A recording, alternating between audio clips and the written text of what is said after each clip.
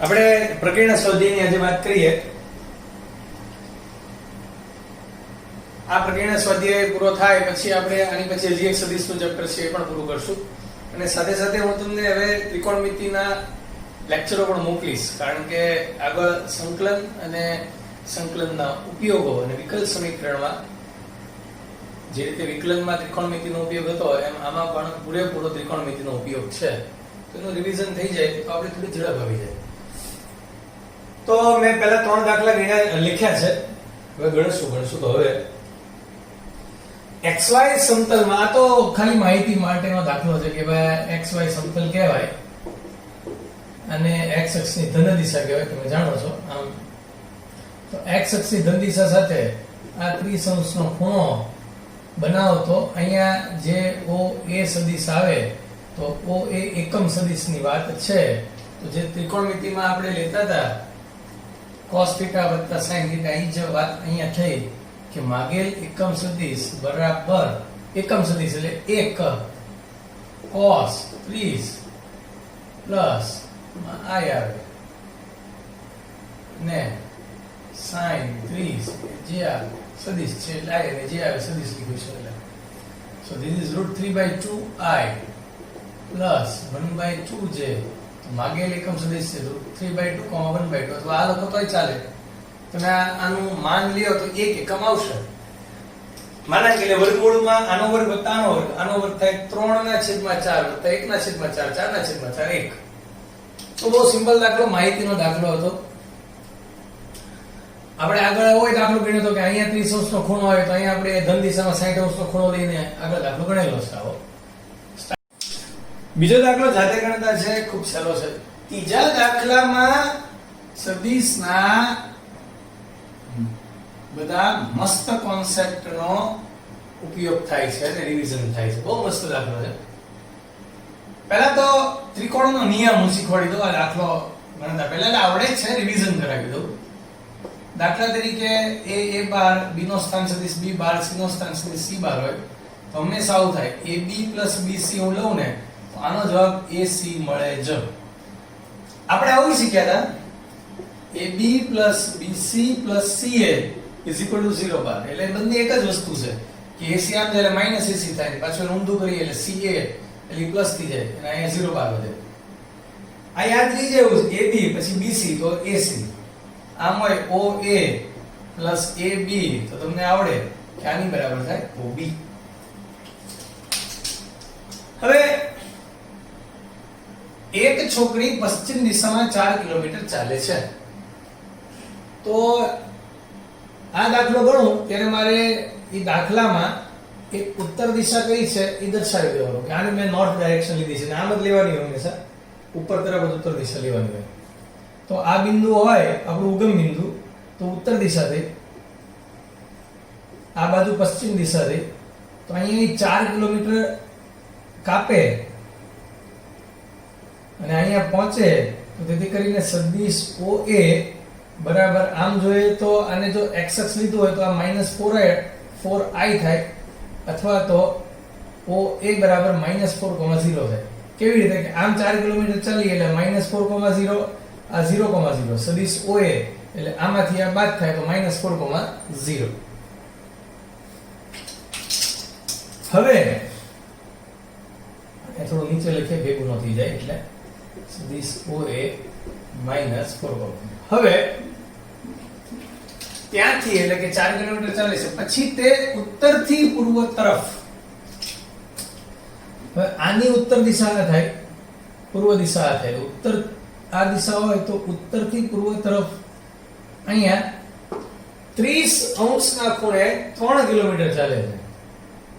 આમ જોઈએ તો આ થોડુંક આપણે આને વધારે અંતર લઈ લઈએ, 4 એટલું તો કંઈક 3 એટલું વ્યાજબી લાગે. આ 3 કિલોમીટર. તો સદિશ AB પણ મળી જાય આપણને. જો કેમ મળે કે ભાઈ આ સદિશ AB અને આ સદિશ OB ડેશ, તો આ બંનેની દિશા સમાન છે, બંનેનું માન પણ મેં સમાન લીધું છે. એટલે જે સદિશ AB હશે એ જ સદિશ OB ડેશ બને.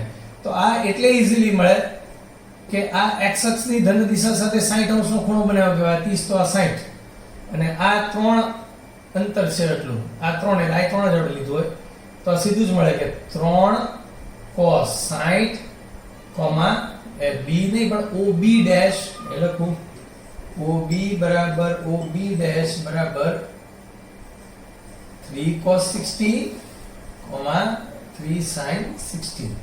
This is 3 into 1/2 3 root 3/2 એટલે કે 3/2 3 root 3/2 તો OB પણ મળી ગયો. આપણને શું પૂછ્યું છે આટલું ચાલ્યા પછી ઊભી રહી જાય છે એટલે અહીંયા B આગળ સ્ટોપ કરે છે તો મુસાફરીના પ્રારંભ બિંદુથી છોકરીનું સ્થાનાંતર પ્રારંભ બિંદુ આ હતું છોકરી અહીંયા પહોંચી હતી એટલે આપણે મેળવવાનું છે અહીં આપણને OB પૂછેલ છે તો O એ ભાઈ એક મિનિટ અહીંયા લોચા ન થવા જોઈએ ભાઈ એ B બરાબર OB ડેશ હો ભાઈ આ સુધારી નાખું સદિશમાં છે ને થિયરીમાં બહુ ધ્યાન રાખવું પડે લખવામાં બહુ ભૂલ થાય એરા રહી જાય બાર રહી જાય ડોટ રહી જાય ક્રોસ રહી જાય બહુ ધ્યાન રાખવું પડે. ઓકે OB પ્રારંભ બિંદુથી જ્યાં અટકી ત્યાં સુધીનું સ્થાનાંતર તો ત્રિકોણના નિયમનો ઉપયોગ કરીએ તો હવે આપણી આગળ બધું જ છે કે OA plus AB એટલે OB કહેવાય તો OA તો પહેલા જ મેળવેલો છે -4,0 સદિશ AB મેળવી લીધેલો છે 3/2 3 root 3/2 તો -4 plus 3/2 3 root 3/2 હિસાબ કરતા -8 વત્તા 3 એટલે કે -5/2 3 root 3/2 તો તેથી કરીને એનું સ્થાનાંતર -5/2i plus 3 root 3/2 j. બાકી તમે આમ કાઉન્સમાં લખ્યું હોય તો ચાલે બંને એક જ વાત છે પણ એ લોકો આવી રીતે i અને j માં છેલ્લે જવાબ લખતા હોય છે તો આપણે એવી ટેવ પાડવાનું. મસ્ત દાખલો હતો આ. નેક્સ્ટ આગળના દાખલાની વાત કરીએ. ચોથો દાખલો ગણતા પહેલા એક નાનો એવો નિયમ જે આપણે બધા જાણીએ છીએ કે દાખલા તરીકે 3 બિંદુઓ સમરેખ છે. હું બિંદુની વાત કરું છું અત્યારે સદિશની આ કોન્સેપ્ટ પહેલા ક્લિયર કરીએ તો સ્પષ્ટ છે કે સદિશ નહીં AC બરાબર AB plus BC થાય સમરેખ હોય તો અને જો અસમરેખ હોય આમ હોય તો સ્પષ્ટ છે કે AC બરાબર AB plus BC ક્યારેય ન થાય પણ AC ઓલવેઝ લેસ ધેન જ હોય. ચોખ્ખી વાત છે કે ત્રિકોણની બે બાજુના માપનો સરવાળો બે બાજુના સરવાળો ત્રીજી બાજુના માપ કરતા અધિક જ હોય છે જે આપણે વર્ષોથી આ નિયમ જાણીએ છીએ. હા કાટકોણ ત્રિકોણમાં વર્ગોનો સરવાળો કર્ણના વર્ગ બરાબર થાય. વર્ગ ખાલી બાજુનો સરવાળો નહીં બાજુનો સરવાળો બે બાજુનો સરવાળો તો ત્રીજી બાજુ કરતા મોટો જ હોય. એટલે કે ફાઇનલી 3 બિંદુ માટે આ બે નિયમને ભેગા કરીએ તો આવો નિયમ એ સદિશ નહીં AC is less than or equal to AB plus BC આવો નિયમ બને આપણી માટે. તો હવે આ બિંદુઓની વાત કરીએ આ જ વાતને હું સદિશમાં લઈ જાઉં કે ભાઈ A B C 3 સમરેખ સદિશ છે. AC બરાબર x બાર લઈ લો AB બરાબર y બાર BC બરાબર z બાર તો સ્પષ્ટ છે કે સમરેખ હોય તો x બાર બરાબર y બાર plus z બાર થાય 100% થાય. પણ સમરેખ ન હોય અસમરેખ હોય ABC this is x bar y bar z બાર તો ડેફિનેટલી આવું થાય x bar is less than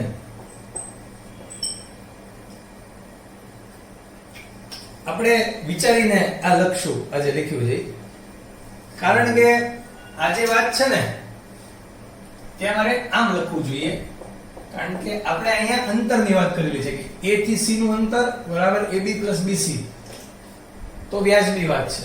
સદિશ માટે આવું સીધો સરવાળો એવું ન લખી શકાય એટલે અહીંયા આમ લખવું જોઈએ અંતર લખવું જોઈએ કારણ કે એનામાં તો સદિશ એટલે પાછો કેવળ ત્રિકોણનો નિયમ લાગુ પડે એટલે આખી વાત અલગ થઈ જાય. પણ આ વાત માનાંક કર્યા પછી હવે આ તમારા મગજમાં સ્પષ્ટપણે જાય છે. આપણે આવું જાણીએ છીએ પાછું ત્રિકોણ માટે એટલે અસમરેખ હોય ત્યારે કે AB પ્લસ બીસી બરાબર એસી, એટલે એબી એટલે વાય બાર, બીસી એટલે ઝેડ બાર, એસી એટલે એક્સ બાર. તો ઈ સદિશ બરાબર થાય, પણ જ્યારે એના એક એકના માનની વાત આવે તો આ બંનેના માનનો સરવાળો હંમેશા આના મૂલ્ય કરતા એટલે એના અંતર કરતા વધારે હોય, જે આપણે પહેલેથી જાણીએ છીએ.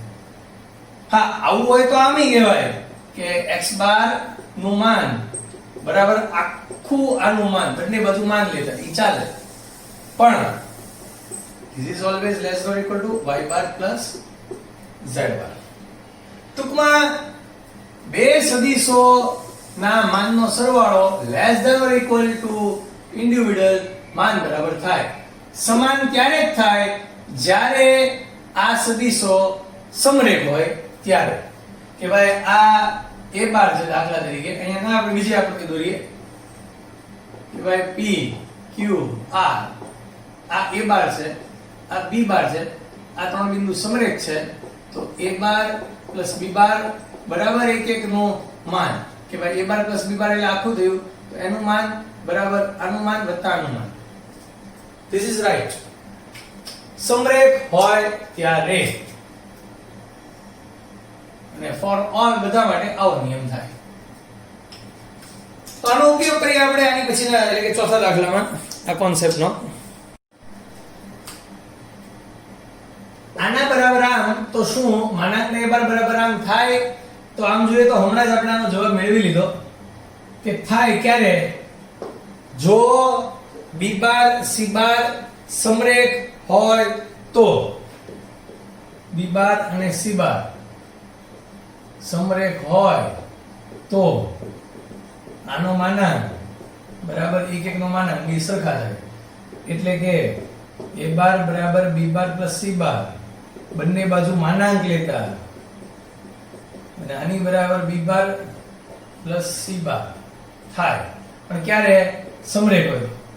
જો અસમરેખ હોય તો b બાર c બાર અસમરેખ હોય તો b બાર પ્લસ c બાર less than b bar plus c બાર થાય, એટલે કે a બાર બરાબર b bar plus c bar which is less than b bar plus c બાર.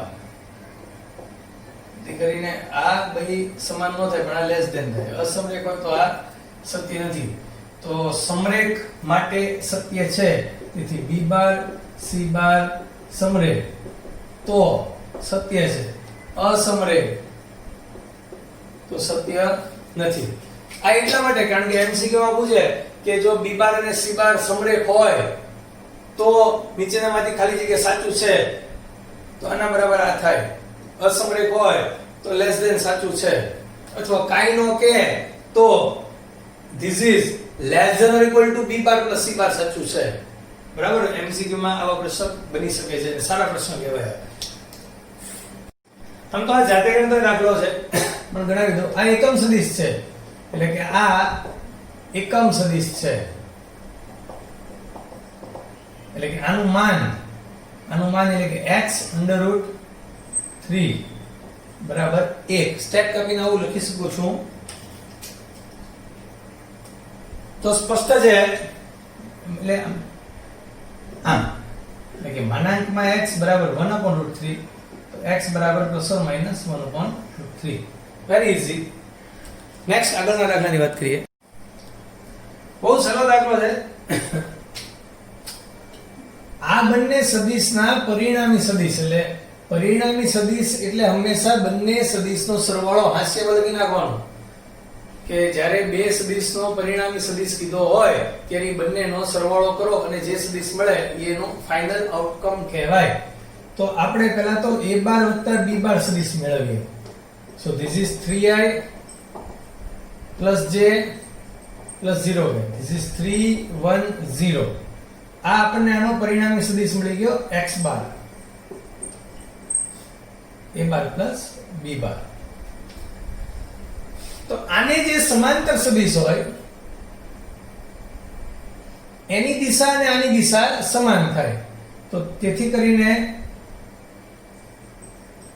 ભાગેલ સદિશની દિશા આ છે. તો માગેલ જે સદિશ છે ઈ સદિશ નું માન 5 એકમ હોય એવો મેળવવો છે. તો આપણે પહેલા તો આ દિશામાં જે એકમ સદિશ હોય ઈ એકમ સદિશ મેળવીએ. તો તેથી કરીને આ દિશાનો એકમ સદિશ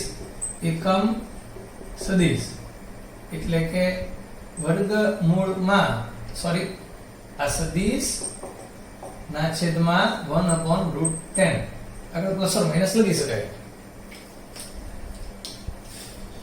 આ સદિશના છેદમાં સદિશનું માન એટલે આપણે જે સદિશ મેળવવાનો છે એની દિશાનો 1 એકમ વાળો સદિશ મળ્યો. પણ આપણે કેટલા એકમ વાળો સદિશ જોઈએ? 5 એકમ વાળો સદિશ. તો આને કેટલા વડે ગુણી નાખતા? 5 વડે ગુણી નાખતા.